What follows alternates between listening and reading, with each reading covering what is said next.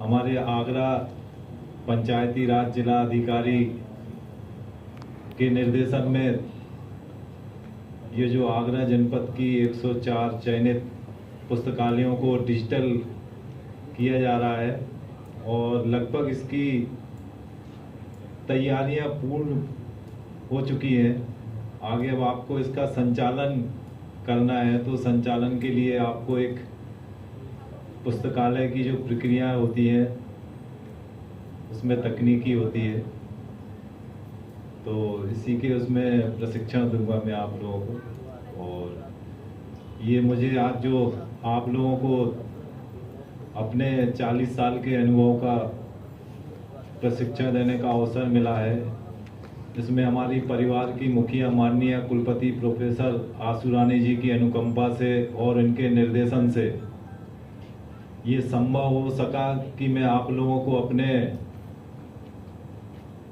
इतने लंबे अंतराल के अनुभव को शेयर कर रहा हूँ। चूंकि आप लोगों की एक ग्रामीण पुस्तकालय है और ग्रामीण पुस्तकालय में आपके हर एक स्तर के उपयोगकर्ता होंगे, आपको उनको कैसे सुविधाएं देना है, क्योंकि हमारे पास जो डिजिटल लाइब्रेरी, ग्रामीण डिजिटल लाइब्रेरी है, उसमें हमारे पास संसाधन भी एक सीमित होंगे, हमारे पास स्पेस भी सीमित होगा। तो हमें पुस्तकालय में उपयोगकर्ताओं को सुविधाएं देने से पहले पुस्तकालय में उपलब्ध सूचना सामग्री और सूचना सामग्री में जैसे पुस्तक भी होती हैं, पत्रिकाएं भी होती हैं, समाचार पत्र भी होते हैं, मैगजीन्स भी होती हैं, और आजकल एक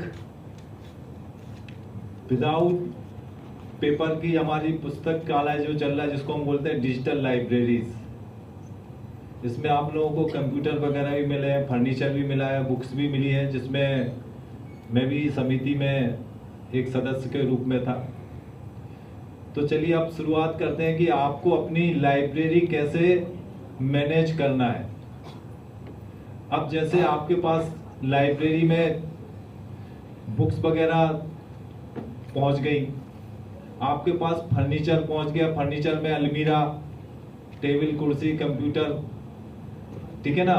अब पुस्तकों को हम एक रिकॉर्ड रखने के लिए एक हमारा एक्सेशन रजिस्टर होता है। जो एक्सेशन रजिस्टर होता है कि चूंकि हमारे पास जितनी भी बुक्स आएंगी उनका हर एक बुक्स का एक्सेशन किया जाता है। जैसे उसको बोलते हैं कि हमारे परिवार में कोई बच्चा जन्म लेता है, उसका नामकरण होता है, तो ऐसे पुस्तकालय में जो भी नई पुस्तक आती है तो उसका पहले हमें रजिस्ट्रेशन करना होता है, नामकरण करना होता है, तो उसका एक्सेशन रजिस्टर होता है। अभी हम आपको यहाँ पे एक आपकी ग्रामीण जो लाइब्रेरी है किस तरीके से मैनेज करना है, कितने हमारे पास संसाधन होंगे, क्योंकि हमारी हायर एजुकेशन की जो कॉलेज और यूनिवर्सिटी लाइब्रेरी होती है ब्रॉड होती है, इसमें ब्रॉड सर्विसेज होती है। तो चूंकि हमारे पास इतना ग्रामीण पुस्तकालय जो डिजिटल लाइब्रेरी है वहां पे इतना होगा नहीं, तो अगर हमें सबसे पहले पुस्तकें आती हैं तो पुस्तकों का एक एक्सेशन रजिस्टर होता है। उसमें हमें एक्सेशन करने की सबसे पहले आवश्यकता होती है कि एक्सेशन रजिस्टर एक स्टैंडर्ड फॉर्मेट का होता है।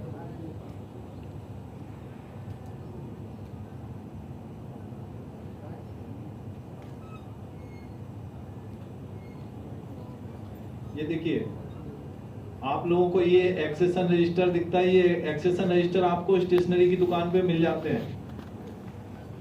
और इसमें जब भी आपके पास जो भी बुक्स पहुंची हैं, सबसे पहले आपको इनको बुक्स को इस एक्सेशन रजिस्टर में एंट्री करना है। आपका जो एक्सेशन रजिस्टर होगा इसके कॉलम होते हैं स्टेप बाय स्टेप। सबसे पहला इसका कॉलम आता है डेट। डेट का मतलब होता है कि हम किस डेट में रजिस्टर में उस बुक्स का नाम एंटर कर रहे हैं। और जो हमारा एक्सेशन नंबर होता है, एक्सेशन नंबर एक बुक्स का एक एक्सेशन नंबर होता है। कभी कभी कोई बुक्स की हमारे पास जैसे 5 कॉपी आई हैं तो उनके पांचों के नंबर एक एक अलग अलग होंगे, कि जैसे आपने एक्सेशन नंबर यहाँ से स्टार्ट किया 01, 02, 03 स्टार्ट होता जाएगा। पहला कॉलम आपका हो गया डेट, कि आपने आज की डेट में अपने किसी भी बुक्स की उसमें एंट्री करने का आरंभ किया तो बुक हमारे पास आज की डेट डालेंगे, एक्सेशन नंबर उसमें ऑलरेडी एक सिक्वेंशियल उसमें चलता रहेगा।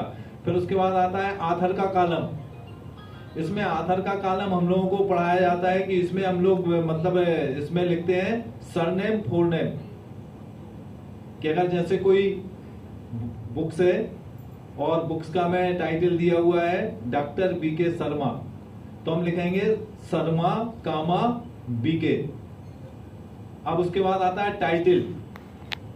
अब टाइटल में जैसे दे दिया उदाहरण के लिए राजनीति विज्ञान के सिद्धांत, तो ये टाइटल में आ गया। इसके बाद अगला कॉलम आता है हमारा एडिशन का। एडिशन का मतलब होता है संस्करण। जैसे कोई बुक्स कभी आज से 10 साल पहले छपी थी, उसका लेटेस्ट एडिशन आ गया, तो उसमें एडिशन नंबर दिया होता है, वो कहलाता है संस्करण। फिर इसके बाद अगला कॉलम हमारा होता है पब्लिशर प्लेस एंड नेम, कि उसका प्रकाशक का स्थान कहां पे है और उसका प्रकाशक कौन है। फिर इसके बाद आता हमारा पब्लिकेशन ईयर, कि किस ईयर में ये बुक्स हमारी पब्लिश हुई थी। फिर इसके बाद आते हैं पेजेस।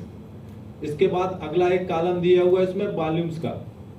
वॉल्यूम मतलब रहते हैं कि कोई कोई बुक्स रहती हैं वॉल्यूम में रहती हैं, किसी बुक्स के 2 वॉल्यूम में, 3 वॉल्यूम में, 4 वॉल्यूम में, तो उसके वॉल्यूम की संख्या लिखते जाते हैं। इसके बाद फिर हमें दे रहा है सोर्सेस। सोर्सेस में ये हमें कहां से प्राप्त हुई है।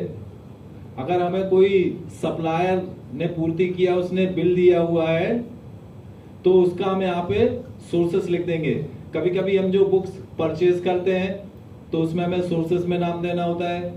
कभी कभी हमें कोई किसी ने बुक्स हमें लाइब्रेरी में डोनेट की है, भेंट स्वरूप दी है, तो हमें उसका सोर्सेस में नाम एंटर करना पड़ता है। फिर इसके बाद अगला कॉलम आपका आ जाता है ये प्राइस का, ठीक है ना।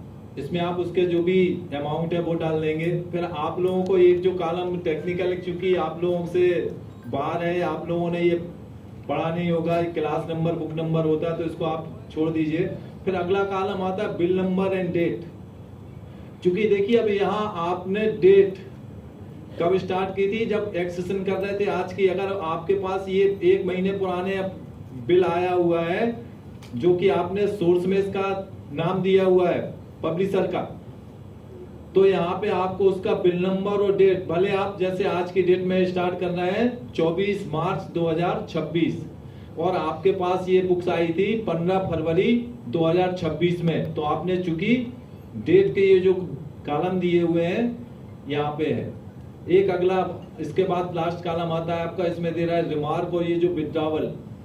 कभी कभी जैसे ये बुक्स खो जाती है या चोरी हो गई, तो इसमें हम ये कर देते हैं कि इसमें जो भी बुक्स अगर किसी ने काट फाड़ दी, तो उससे हमने उससे हर्जाना जो वसूला, तो उसमें वो करके कि ये कटी पटी बुक उसमें विड्रॉल करके उसका अमाउंट कर दिया, फिर उससे जो भी है, तो ये हमारा कहलाता है एक्सेशन रजिस्टर। अब ये इसके इसी उसमें देखिए ये एक खाली फॉर्मेट दिया हुआ पीपीटी में, एक इसमें ये भरा हुआ दिया हुआ। अगर आप इसको देखेंगे तो इसमें ये दिख रहा है कि कॉलम 22। अब इसमें देखिए आपको बीच में यहाँ पे ये जो दे रहा है ये बिल नंबर और डेट चढ़ी हुई है। अब इसमें जैसे हमें गिफ्टेड भी प्राप्त हुई है, तो इसमें ये गिफ्टेड दे दी कि कहीं से हमें कोई भेंट स्वरूप दे गया, तो इसकी भी हमने एंट्री करना होती है। ये तो हो गया आपका बुक्स का, क्योंकि चूंकि आपको बुक्स मिली है, आपको बुक्स का लेखा जोखा रखना होगा, तो आप अपने इस एक्सेशन रजिस्टर में सारा का सारा अपना रिकॉर्ड रख सकते हैं। फिर अगले उसमें हम आते हैं कि अब आपको बात आती है कि अगर लाइब्रेरी में आपको मेंबरशिप देना है। अब आपके पास ग्रामीण डिजिटल लाइब्रेरी है, अब आपके पास जो वहां पे पता पड़ा कि जो नहीं भी पढ़े लिखे हैं, न्यूज़पेपर पढ़ते हैं, तो उनको आपको मेंबरशिप देना होगी। तो अपनी एक शासन समय समय पे जैसे हम लोगों से रिपोर्ट मांगती है कि आपके यहाँ कितने बारोवर हैं, कितने यूजर पर डे आते हैं, तो ये हमें आपको भविष्य में, क्योंकि शासन ने जब ये हमारे ग्रामीण क्षेत्रों में जनपद में लाइब्रेरी की व्यवस्था की हुई है, तो ये हमसे बराबर आजकल डिजिटल का चल रहा है उनको दिखाने को कि यहाँ इस पंचायत में, इस जनपद में इतने यूजर हो रहे हैं। तो ये एक मेंबरशिप का रजिस्टर होता है कि उसमें हमें कैसे मेंबरशिप देना है, उनका रिकॉर्ड रखना है, नाम, उनके पिता का नाम, उनका पता, उनका कांटेक्ट नंबर, जो भी इसमें ऑथेंटिक जानकारी है।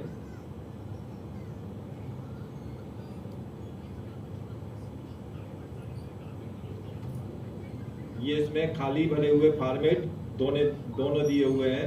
फिर अगली उसमें क्या होता है कि हमारे पास न्यूज़पेपर जो आते हैं पर डे, तो न्यूज़पेपर का एक फॉर्मेट होता है हमारा कि आप कंप्यूटर से अपने बना सकते हैं इस आधार पे कि जितने भी आप आसानी से सुविधा अनुसार 1 या 2 समाचार पत्र न्यूज़पेपर बुला सकते हैं। तो उनकी एंट्री करने के लिए इस तरीके का एक अपनी जनपद, जो ग्रामीण जनपद का पंचायत लाइब्रेरी उसके नाम से अपना बना के फॉर्मेट, ये डेली की अटेंडेंस रिकॉर्ड रखने के लिए, क्योंकि ये आपको हमेशा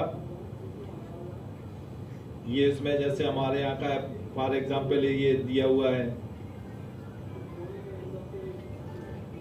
अब बात आती है कि हमारे पास मैगजीन्स और पत्रिकाएं भी आती हैं कि जैसे अगर कोई आप प्रतियोगिता दर्पण बच्चों के हिसाब से मंगा रहे हैं या जैसे आप कोई धार्मिक पत्रिकाएं बुलवा रहे हैं, तो उनकी एंट्री के लिए एक ये फॉर्मेट होता है।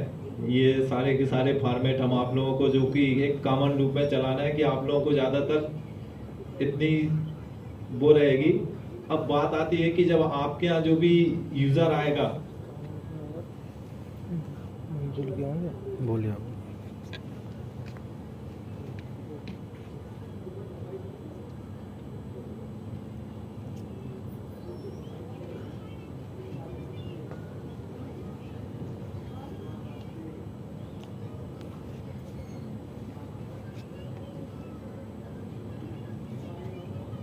ये एक रहता है अटेंडेंस। आप ये बराबर बना के रखिए, चूंकि हम लोगों को हर 6 महीने में शासन को रिपोर्ट भेजना पड़ती है।